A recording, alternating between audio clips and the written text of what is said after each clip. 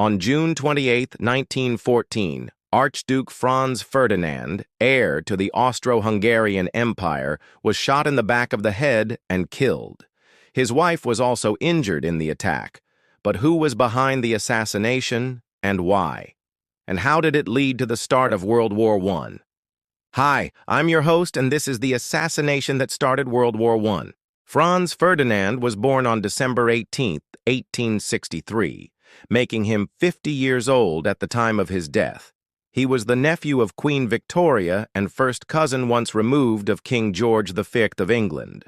So when people in Britain refer to their royal line ending with 2 sickly children and no direct heirs, this guy was actually next in line. However, he wasn't particularly close to any of his royal relations. In fact, he had a bit of a reputation for being grumpy and difficult. He ruled over a large empire that was in decline, sandwiched between powerful neighbors like Germany and Russia.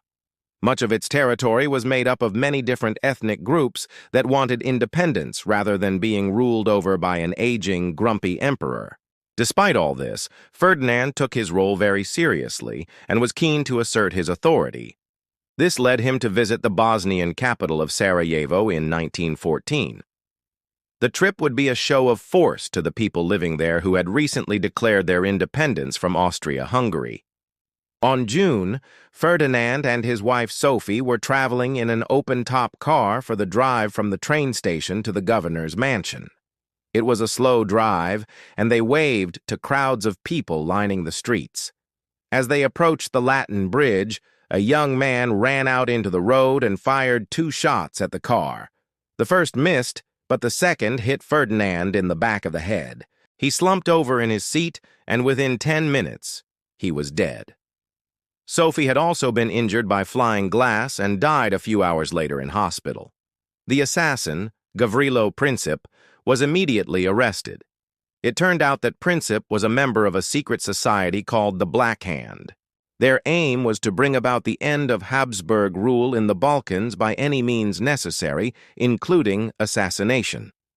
Princip was a Serbian nationalist, and like many of his fellow Serbs, he resented the Austro-Hungarian Empire's rule over Bosnia. He felt that the only way to bring about change was through violence and so joined the Black Hand. The Austrians were furious and demanded that the Serbian government handed over all members of the Black Hand and anyone else involved in the assassination. Serbia refused, claiming that they didn't have enough evidence to do this and that it could be a setup. Austria-Hungary then gave them an ultimatum listing 10 demands, including that Serbia allow them to enter the country to carry out the investigation themselves. Again, Serbia refused, claiming that some of the requests were unreasonable. By this point, the Austrians were ready to go to war. They had long suspected that Russia would support Serbia in the event of a conflict, and so were keen to get things moving before the other European powers could intervene.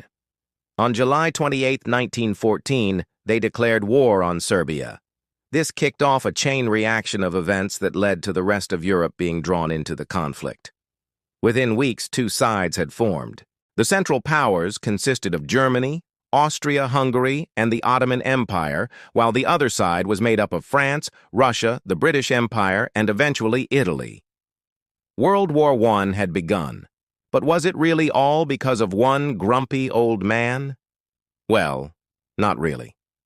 Ferdinand's death was the trigger that started everything, but it was far from the only reason that Europe went to war. There were many underlying causes, including the collapse of the concert of Europe after the Crimean War, the rise of nationalism, the formation of the Triple Entente and the Triple Alliance, and an arms race that had been building since the 1800s.